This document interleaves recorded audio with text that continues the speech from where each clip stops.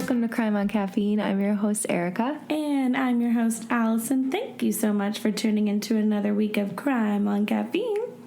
Today we be sipping on Coffee Bros Cold Brew. Again, I got mine on Amazon. Apparently I shop on Amazon too much, but it is so good. It has like dark chocolate, berry, some brown sugar. So good. Yeah, this one's really good. I barely need any creamer with it. All right, so we are going to be hearing a case from Allyson today. I've heard parts of this case, but I couldn't really get through it because it was really sad and very frustrating. So I'm going to be hearing a lot of this for the first time today. I might cry. You will cry. I probably will cry. So yeah, Allyson, tell us about the case. Okay, so today we are going to be going over the Oklahoma Girl Scout murders. On June 12th, 1977, the tragic murder of 3 young girls happened at Camp Scott near Locust Grove, Oklahoma. Camp Scott spread across 410 acres of land and hosted about 145 girls every summer in like 2-week increments. That's exactly how like my camp was when I was growing up. Same. Yeah, so it was in the middle of gosh darn nowhere. Sounds about right. And there was woods everywhere, and the camp was even fenced in. There was woods everywhere. There was woods everywhere. It's a camp. Yeah, in the woods. The camp was fenced in and had a big gate at the front of it. Apparently it was really sturdy and tall and secure, and it was meant to keep people out and animals out. Funny, huh? So this particular year at Camp Scott, there was about 140 girls that arrived for camp, and they were kind of divvied up into 12 units with 7 or 8 tents in each. Tents? Yeah, tents. Okay. Not cabins, tents. Okay. They were separated by age. The youngest campers were in the Kiowa unit. I hope I'm saying that right. Some people say Kiowa, some people say Kiowa. I think it actually might be Kiowa. You know, light me up on social media about it and let me know what the heck I'm supposed to be saying. For the sake of the episode, I'm going to say Kiowa because I think that's the correct pronunciation. The tent that we will be discussing is Tent 8, or in some cases, some people called it Tent 7 because depending on what source you're looking at, some people counted the counselor's tent as a tent as well. So I'm just going to call it Tent 8 because that's really what I saw most of the time. As I discussed, let's talk about these tents for a second because they're a big no in my book. The tents were just literally a wooden platform that was like 14 by 12 and just had a fabric tent on the top of it. Yeah, that's what we stayed at my overnight camp. That's crazy to me. Like when I went to camp, my parents were even like, and it was like an actual cabin. Actually, they even asked one of the parents and they said if they had saw the tents before, they would not have let their kids stay there. My parents said, bye, have fun. They said, Erica, peace. So let's get into these perfect little campers. The 3 girls that we're going to be talking about today are Doris Denise Milner, goes by Denise Milner. She's 10 years old. Michelle Gozay, she is 9 years old. And the youngest is Lori Farmer. She is 8 years old. She was actually the youngest one at the camp. They babies. Just babies. Just to give you a little background about them, Denise Milner is from Tulsa, Oklahoma. She was said to be one of the kindest and sweetest little girls you'd ever meet. In 4th grade, she won an award for having the highest grades, so she was a smarty pants. Taught herself to read and write by the age of 4. I'm sure I was an idiot by the age of 4, so she was a bright, shining star. She loved gymnastics. And she loved her little sister, who she did not want to leave to go to camp. I know, it makes me really, really sad. She saved up all her money from selling Girl Scout cookies to go to this camp. And at the last minute, all of her friends that she was doing this with decided they weren't going to go, but she decided that she would. Next, we're going to go over Michelle. She is from Broken Arrow. She loved to read and was very close to her family. She wanted to be a math teacher just like her mom. She wasn't very outgoing and mostly felt like, kind of to herself. And she loved to play soccer and raise plants.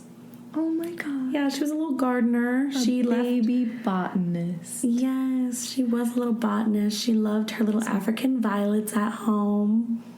it's cute either way. Yeah, it's cute. She probably liked trees too. It's fun. Exactly. So she was either playing soccer, raising her little African violets, or she was, with the Girl Scouts. She had actually been to Camp Scott the year before, so she was a veteran. And then our youngest is Lori Farmer, who was 8 years old. She is also from Tulsa, Oklahoma.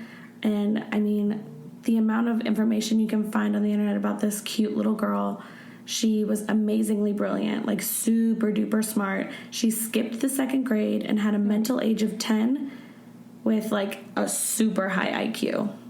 It makes me very sad. Yeah, she would have been a bright human. This makes me really, really sad.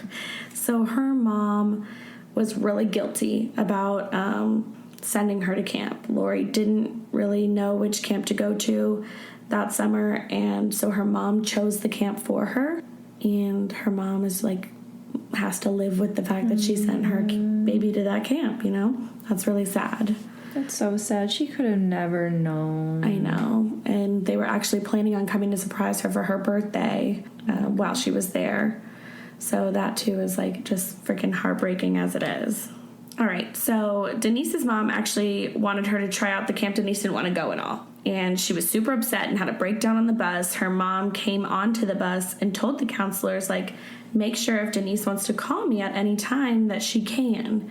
Later on in the night, before dinner, I guess maybe. I think it was before or after dinner. She did actually ask one of the counselors if she could call her mom. And they Please don't tell me they said no. They said no because they thought it was like one of those situations where it's like, oh, it's your first night of camp. Everything's going to be okay. Like, we'll call her in the morning if you're still feeling that way. Okay, so these 3 girls ended up bunking together because most of the tents were already filled up with girls who already knew each other.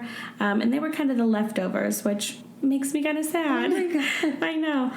There was actually a 4th girl that was supposed to be in their tent, but because of some kind of administrative error, she slept in another tent for the night, which ended up literally saving her life. I thought you were going to say she didn't go. I was going to say, was it Dolly Parton? No, it wasn't Dolly Parton. Do you mean Kristen Chenoweth? Oh, it was Kristen Chenoweth. So yes, fun fact, Kristen Chenoweth, the Broadway and huge actress, was supposed to be at this camp. If you listen to, so according to Killing It on Broadway, Kristen Chenoweth actually went on their podcast and told them that she was supposed to be at this camp the same year that all these little girls were murdered. She got like really super sick, like right before the camp started. So fun fact about that. All right, so the girls had dinner at about 5 or 6, and then on the way out of the dining hall, freaking skies open up. It starts downpouring. They told the girls to like go to their tents, write some letters to home, telling whoever they want to write letters to about their first day at camp. These are the saddest letters of all time. Oh, great. Denise Milner. We'll start with hers. Dear Mom, I don't like camp. It's awful. The first day, it rained. I have 3 new friends, Linda, Lori, Michelle. Michelle and Lori are my roommates. Mom, I don't want to stay in camp for 2 weeks. I want to come home to see Kathy and everybody. Your loving child, Denise Milner. Her loving child. It's so sad. And she wrote in little cursive. Okay, the next letter is from Michelle Gose. She's the 9-year-old. She wrote to her Aunt Karen, which is actually really cute, I think. I have an Aunt Karen. Oh my gosh. Aunt Karen. I have a Thea Karen. Dear Aunt Karen, how are you? I'm fine. I'm writing from camp. We can't go outside because it is storming. Me and my tent mates are the last tent in our unit. My tent mates are Denise Milner and Lori Farmer. My room is in shades of purple. Love, Michelle. I like how they say their first and last names. I know. These are all of my friends and all of their names. Okay, and then my room is purple. My room is purple. My room was purple growing up too. Same. All right, and then we have Lori Farmer. Dear Mom and Dad and Misty and Joe and Chad and Kathy. Oh. We were just getting ready to go to bed. It's 7:45. We're at the beginning of a storm and having a lot of fun.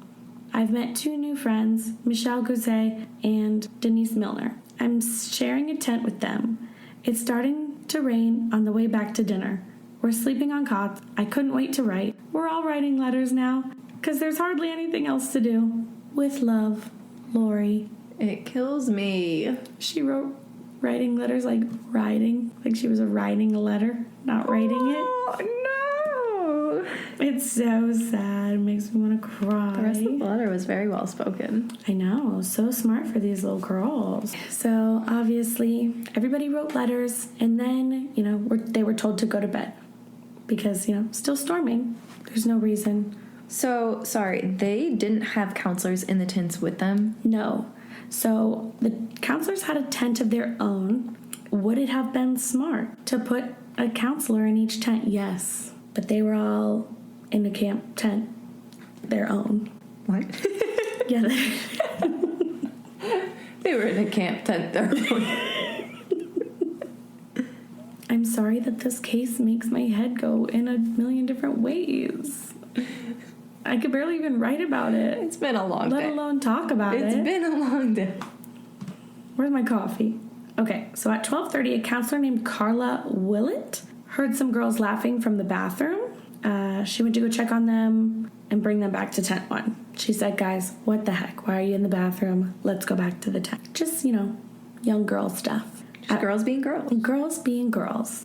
At 1:30, Carla, again, and another counselor heard some giggling from tent 4, and then she heard some weird noises, kind of like from the perimeter, like around the forest, like kind of a low, like moaning situation. Yeah, so she put like her flashlight towards there, and it stopped immediately. So she was like, okay. She also saw a very dim light from the forest, so when she put her light on it, it turned off as well. So some things are happening here. It is the middle of the woods, so...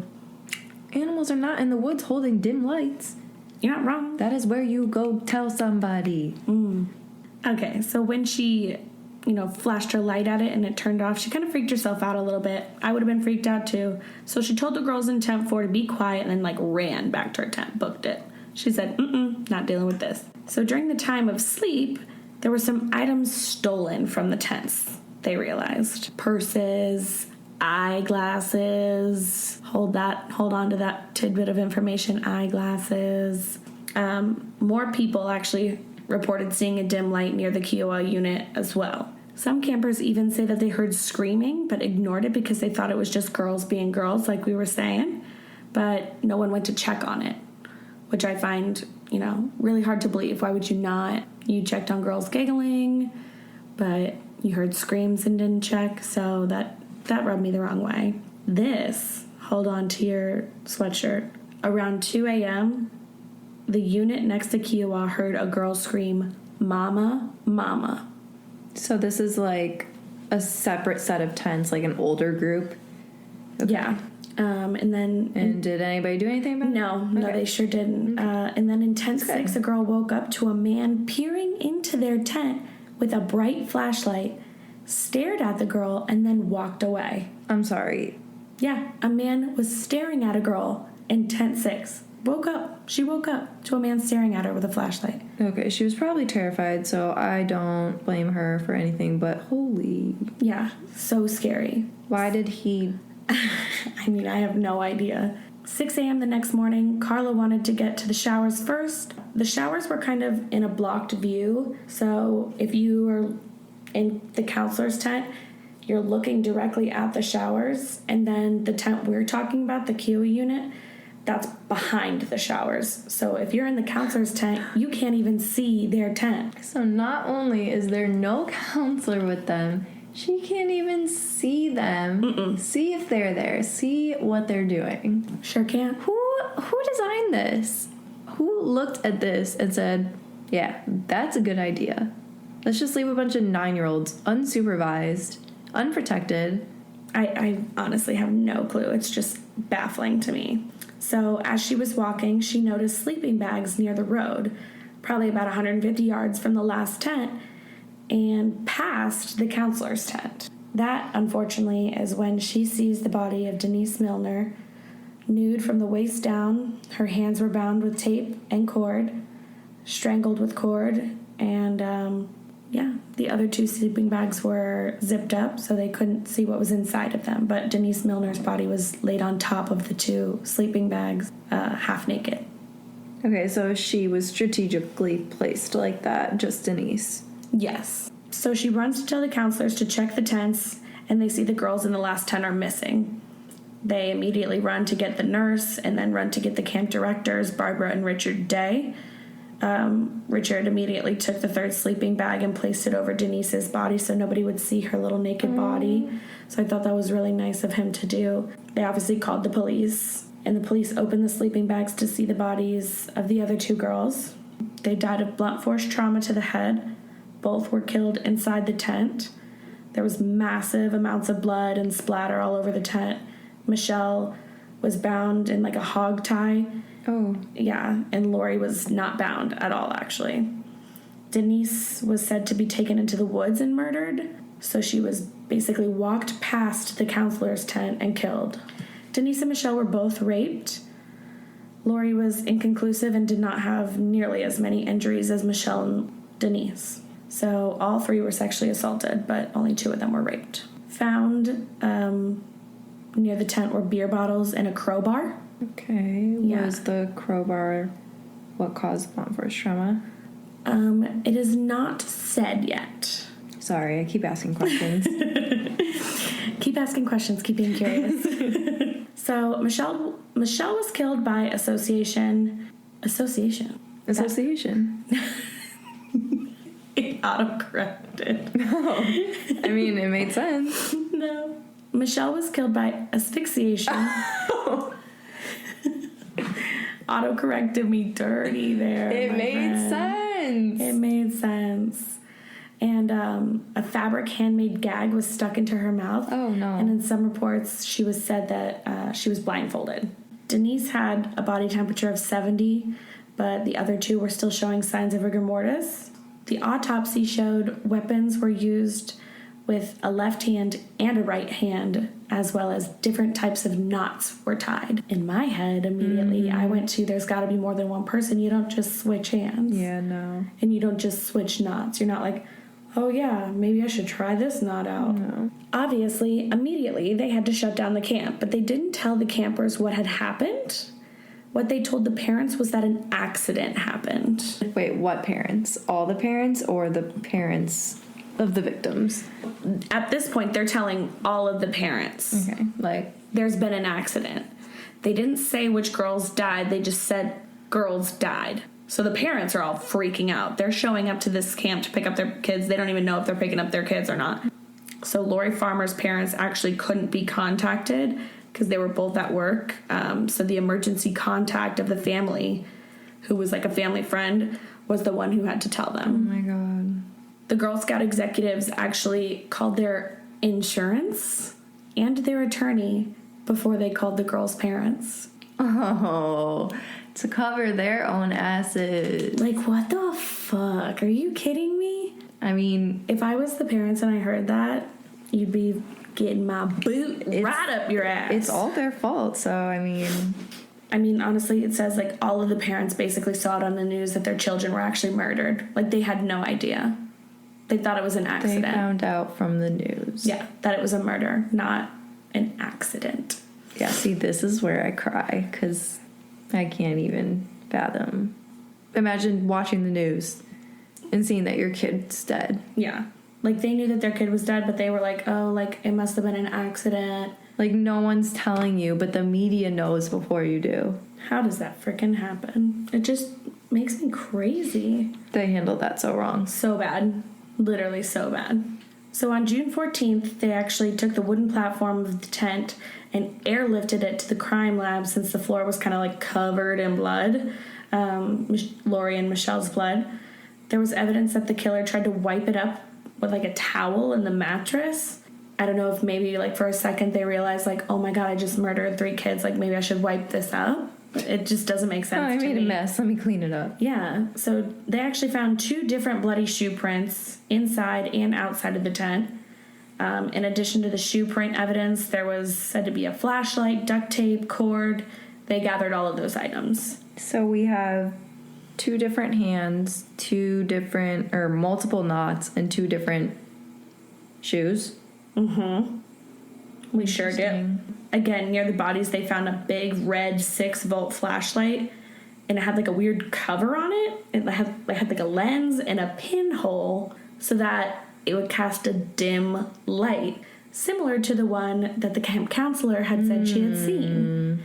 Remember this flashlight for later. This flashlight plays a role in many different parts. Okay. So inside the flashlight, there was actually a wadded up newspaper to make sure that there was no noises.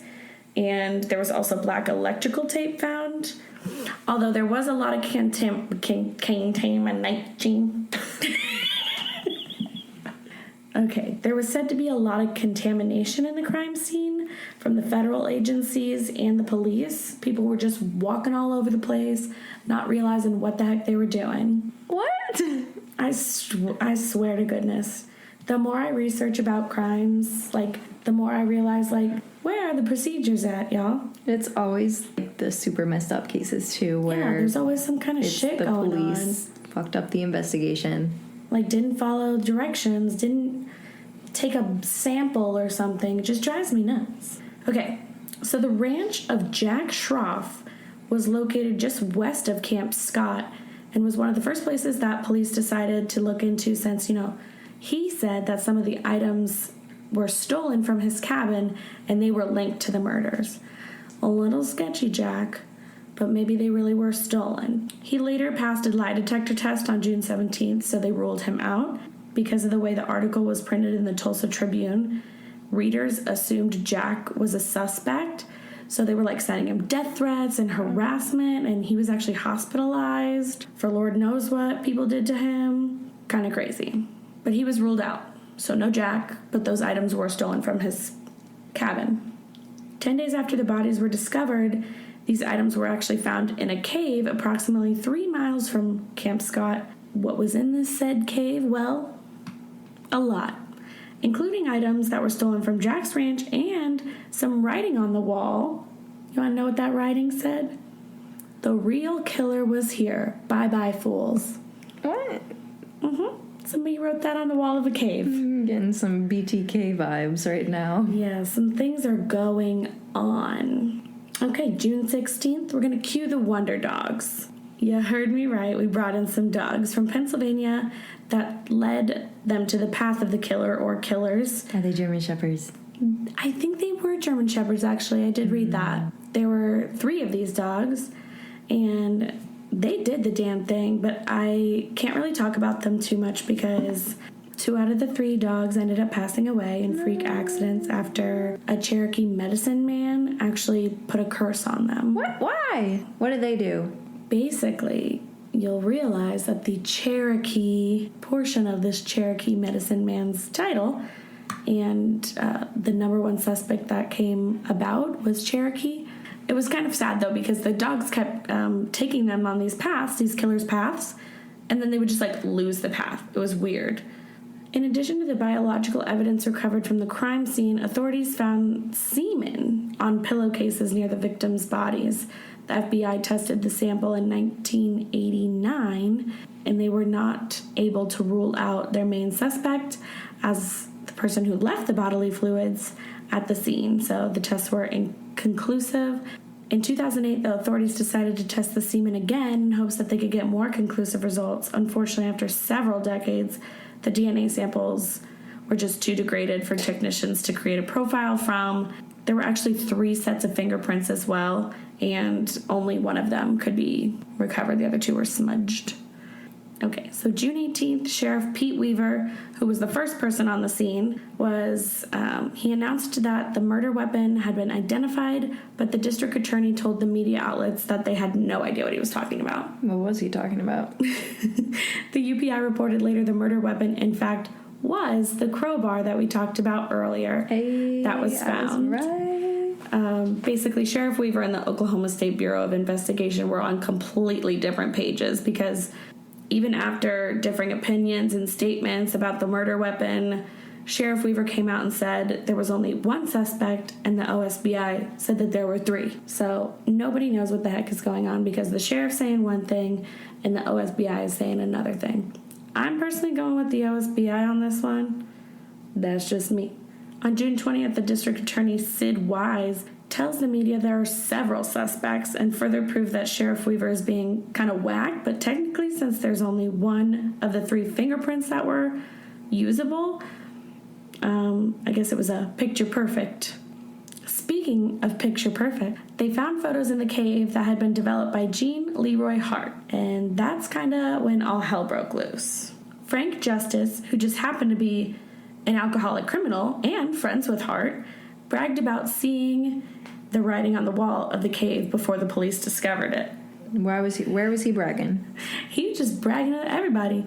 So that did point people right back at Hart, because this guy said, oh yeah, the writing on the wall, I saw it. I done seen that. So obviously he was questioned but ruled out after a really weird and vague description of his whereabouts that evening. Frank just was 2 sheets to the wind. Nobody really could listen to Frank. But he did say that he saw that writing on the wall. I believe him. In the cave. I believe him. I believe him.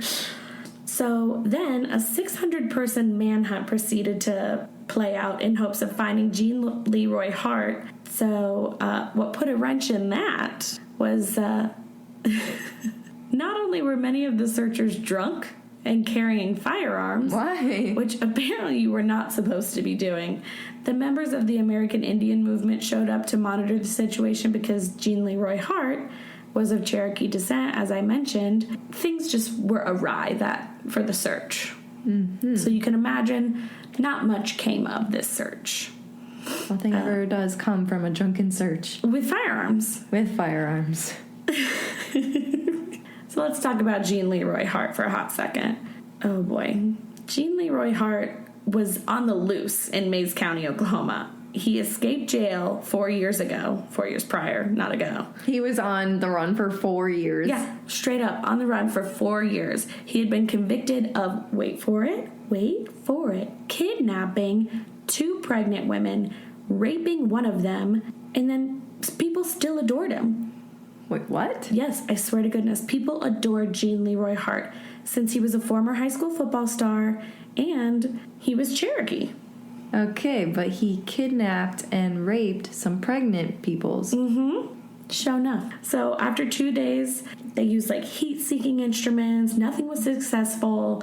The feds brought up 40 agents to help with the investigation and got nothing, nowhere. On July 5th, a man that fit the description of Join. Why do I keep saying its name wrong? Jean Leroy Hart was spotted near the campsite. So they sent out those tracking dogs when they were still alive. God bless them. When they were on the trail, as I said, the sand. I'm so sick of this. I can't do that. It's been a week, and it's only Tuesday, so I understand. The scent, not the sand, disappeared in the woods. The next day, the autopsy reports of Michelle, Denise, and Lori were revealed. Get this. On July 29th, a private security team that was set to look after Camp Scott thinks they saw somebody in the woods and went to go investigate. Upon their return, they found a wet pair of Denise Milner's shoes and socks on the doorstep of the camp director's house in a bag. Yo. They showed them to her mom. They were like, are these hers? And she was like, yes, those are hers. Someone was straight up toying with them. Yeah, okay. Speaking of toying with them, there was actually some really weird things that happened at the camp before all the campers got there. The counselors were there, and they were the ones who told these stories. Apparently there was some tents that were ransacked and ripped up and stuff, but they were like, oh, nothing of it. What? They really think nothing of anything. This makes me so mad. Yeah, I know. There was even somebody walking around the camp, and they had to be told to leave because they were being creepy and weird. Oh, but I thought the camp had really secure gates. No, yeah, big gates and a big fence to keep everybody and animals out. Nope. Yeah, because animals will stay out of the wilderness. Mm-hmm. And this one is the worst one. So hold on to yourself. There was actually a donut box that the counselors, they got some donuts and they went somewhere.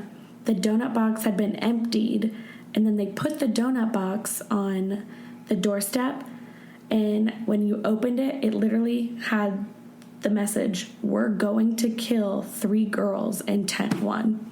We're going to kill 3 girls in tent 1.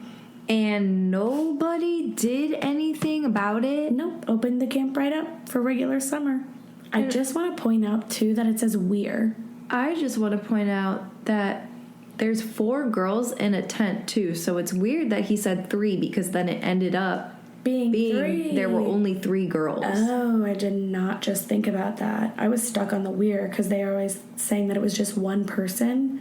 And I, for real, thought it was a lot more than one person. There had to be more people. Come on. It says "we're." There was multiple things that led to it being multiple people. Around the new year, they had reportedly spent around $138,000 just trying to find Hart to convict him of the murders. They were like dead set that this was their guy. How is someone on the run from jail or prison? I don't know. For 4 years. I feel like they usually find those people in like 2 days. Not when he's cave hopping. The next month, they decided to release sketches of Hart to get more tips. And that they did 3 months later on April 6th, 1978 at 4:15 p.m., Gene Leroy Hart was arrested in the home of Sam Pigeon, 45 miles away from Camp Scott, in like a super remote area, kind of like a southeast corner of Cherokee country near Bunch, Oklahoma. That's far from the camp. Yeah, really far. 45 miles, to be exact. Kind of gross, but remember when I told you about, the eyeglasses being taken? From the random campers' tents? Uh-huh. Okay. Well, when he was arrested, it was noticed that he was wearing women's eyeglasses. That's fucking weird. Gross. Very bleh. Okay, so now we're going to talk about the trial. Oh, boy. It's a doozy. The trial lasted from March 19th to March 30th, 1979. According to GirlScoutMurders.com, there is no official transcript of this case because when someone is acquitted, because Mr. Hart was acquitted, no trial transcript is obtained in regards to the Oklahoma statute. What we do know is that there were 6 men and 6 women on the jury for this case. Little fact, their deliberation only took 5 minutes. 5 minutes. There were multiple counselors that testified and went over their findings and experiences that day. So the counselor that, heard everything, the counselor that saw everything, she was on the stand, and some other counselors as well. Hart had a large following of Cherokee on his side, creating community fundraisers, collecting donations for the Hart Hotel, which is what his defense headquarters was called. Was it in a cave? It was not in a cave. The prosecution used evidence such as a strand of hair found on the duct tape that had kind of like the same general characteristics of Hart, but was not proven DNA. Yeah. And the whole eyeglasses situation that matched up between his first offense, because he did that with his first offense, and then the evidence in this offense. He did the eyeglasses thing in his first offense? Mm-hmm. What do you mean? He took the lady's eyeglasses. What the? He's got a thing for women's eyeglasses. What is that? I need an explanation. I have none for you. It's disgusting. That's my explanation. The defense, however, blamed the sheriff for planting those pieces of evidence to make it look like Hart was the perfect suspect. Hart's mother said the same thing after law enforcement recovered those photographs that had been developed in his cave. She said that they were just getting pressured to find a suspect, so they planted everything. There was even another suspect brought up. His name was William Stevens. He was a convicted rapist in the area, but no one brought him up until the defense brought up a local waitress who claimed that this man was at the diner the morning the girls were murdered and appeared very nervous. Plus, an 11-year-old scout claimed to see him on the property of Camp Scott just days before the murders. Other witnesses also said that the red flashlight that they found was one lended to Stevens prior to the murders. Seems pretty sketchy to me. It doesn't really end there, though. So, a friend said that William Stevens showed up to his house after the killings with scratches on his arms and neck and even blood on his boots. Later, he confessed to his friend while they were drunk that October and, said that he did it. But none of the DNA matched him. To this day, no one has been convicted of the killings of these 3 girls. Most people are confident, especially Sheriff Weaver, and the OSBI, that Jean Leroy Hart actually murdered the girls, despite the jury finding him not guilty after just 5 minutes of deliberation. However, he did return to prison for his original crimes, where he then died of a heart attack on June 4th, 1979. Oh. Yeah. I hate when that happens. Yeah. The victims' parents believe justice just wasn't done for their daughters. Absolutely and I would fully not. agree with that. Those little girls did not get what they, the proper trial, the proper anything, really. According to the mothers of some of the victims, one of the reasons Hart was found not guilty was because he was Cherokee. That just doesn't seem like a right reason to not find somebody guilty. Yeah, no, not a justification for murdering 3 children. Yeah. They even said that they rejoiced in the courtroom when he was not guilty. Okay, but at the end of the day, he kidnapped and raped a pregnant woman. Yeah, and no matter what, we're not talking about Jean Leroy Hart and his Cherokee descent. We're talking about 3 little girls who were murdered. You're gonna cheer in the middle of the courtroom with their families there? With their families there. Absolutely ridiculous. So yeah, there's nobody responsible for this, and the 3 little girls did not get justice. And it's gonna haunt me for the rest of my life. So that's final. So what do you think happened? Well, let me read you the profile for the killer. Okay. Again, if you ask me, Jean Leroy Hart was just a sketchy bitch, if that makes sense. He just fits too many of the check marks. And William Stevens was just coincidentally an idiot that fit the defense's attempt to take the blame off of Hart. Mm-hmm, that's what I thought. Yeah. On that note, the profile of somebody who would commit these crimes.